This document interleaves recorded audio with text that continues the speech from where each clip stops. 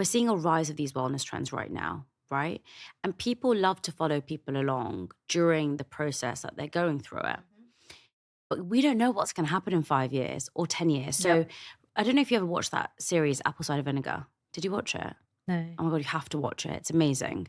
It's a series on Netflix. It was talking about this girl who got diagnosed with cancer. And she said, I want to go down the holistic route, right? Yep. And she just wanted to drink juices and do all this stuff. Yep. Now, at the time, it seemed as if the treatment was working. She felt better. She was really energetic.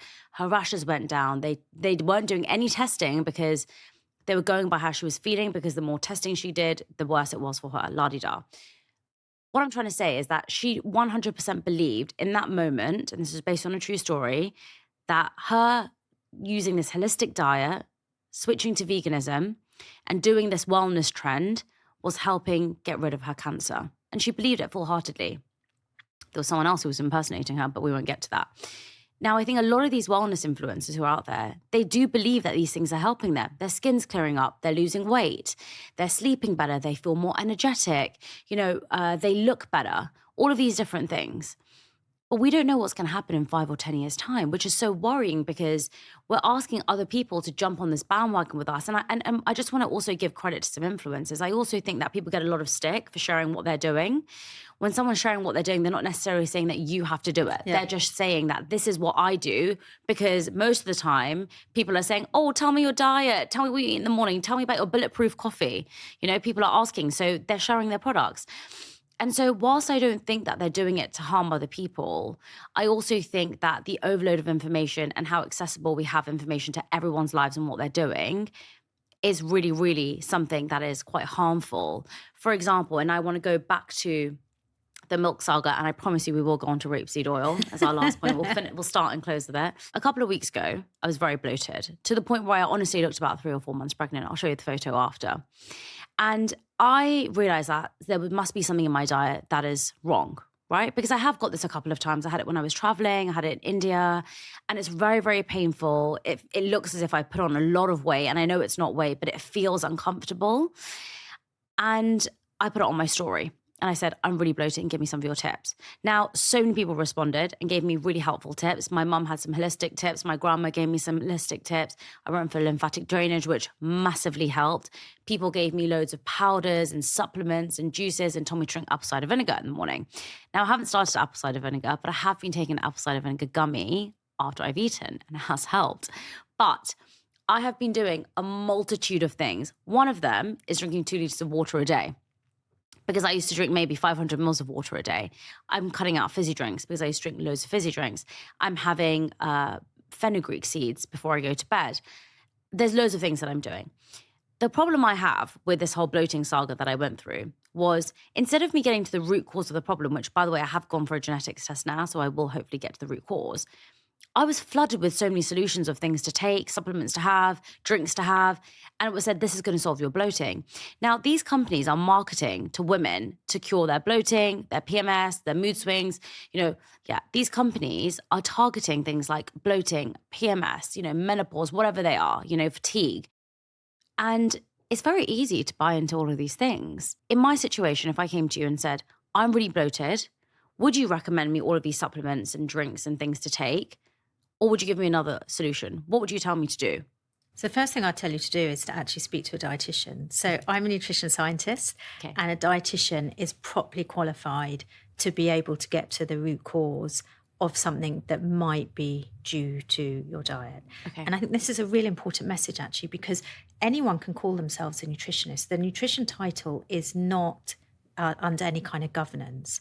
So you could say, having spoken to me, a few other nutritionists, I'm a nutritionist. Really? Now, there is a registration, an association for nutrition. So after my title, as well as the fact I'm professor, doctor, et cetera, PhD, masters, I do have something called AFN, which means I'm a member of the Association for Nutrition. Right. But anyone can call themselves a nutritionist. Dietitians, however, have to go through very rigorous training.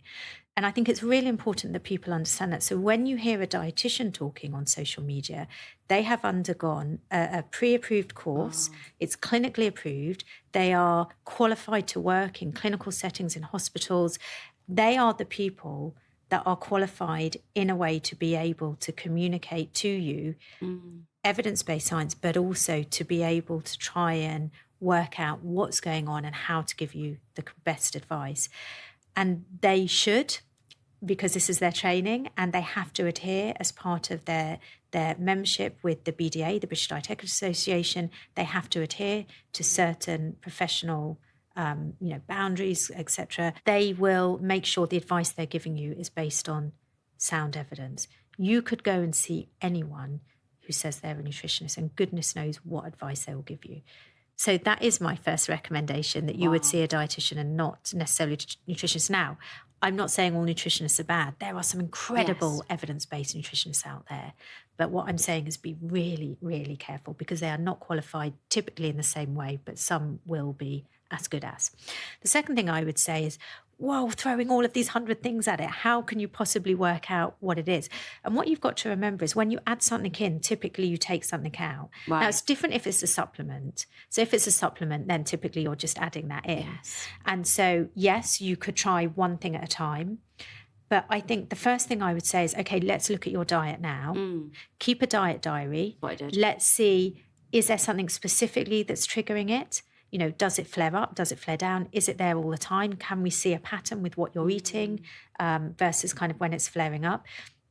And then what we would try and do is see, before adding in, quite often the approach that we would take is, and again, I'm not a practicing dietitian, but the approach generally would be like, okay, we're seeing that there's a link between these particular foods and these flare-ups. Why don't we try and take these out of our diet in order to see if that's causing it? Right. But we have to be mindful always, as we take something out or as we add something in, it's always the instead of what. So you need to be a bit mindful. But then we could also look at, okay, there doesn't seem to be a single trigger in your diet. Let's see if supplements might help. Let's see where there's evidence. And then this is where I would say that you as an individual need to take some kind of agency over this decision making, because what works for one person doesn't necessarily work for another person. So true. And I think this is something we're only really starting to understand the depths of in nutrition research, in the advice that we give. Yes, there's some things that work for everyone. Everyone should increase their fiber, but slowly, to improve their overall health. Yes, we all need to have, a decent amount of vitamin D, of calcium, of, micronutrients, whatever. But there's other things where supplements can work quite differently for other people. And if I could use an example, for example, of a supplement in menopause, which I think is a really pertinent example of how we need to be cautious, firstly, about what I call menowashing. So menopause is a point in time in women's life. We're all going to go through it, or most of us will, where suddenly around the ages of 45, 50, many of us are hit with quite burdensome symptoms. And we see from our own research, 80% of women in that perimenopausal phase around their 50s, 80% have poor sleep, have anxiety, have mood changes, etc., and feel pretty crap. So it's a point in time where women are very desperate. So you go into the supermarkets, you go into health food stores, and you see all of these supplements, Meno this, Meno's whatever. Yes. And it's called like Meno washing. And the same applies for everything, whether it's to do with your bloating, whether it's to do with your skin. We call that Meno washing. You stick Meno in front of it, you can charge 20 times as much, because women are desperate. And essentially, a lot of the time, they're just getting a supplement that's similar to another supplement. You could do the same for someone in your situation. You are having bothersome bloating. If you saw a thing that said an anti-bloat versus 100%. just a bog standard, that would be like, whoa, I can't spend that extra money. So firstly, there's that it kind of preys on people's desperation, their vulnerability.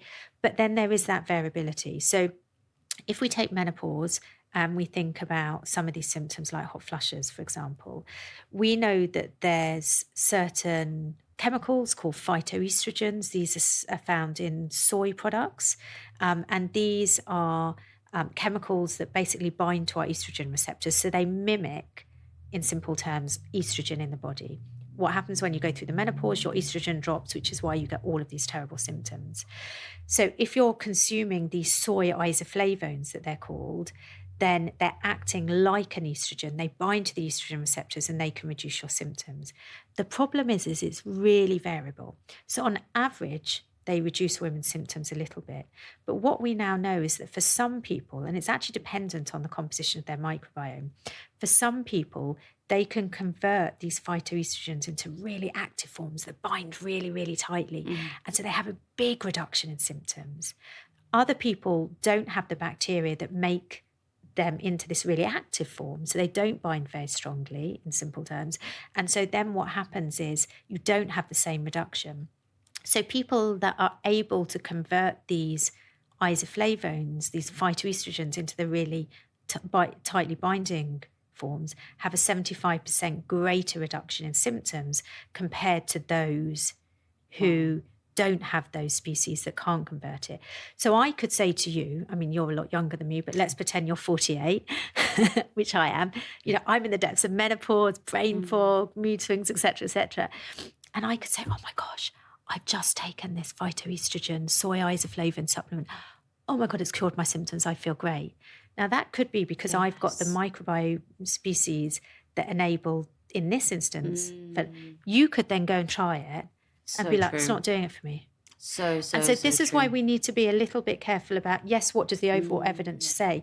But again, a dietitian, someone properly qualified, would say, okay, you could try this. Yes. On average, it reduces symptoms, but you might not have a bigger symptom reduction as this influencer that you've just seen on TikTok that said that it's transformed her life and she's the most happy person in the entire world now.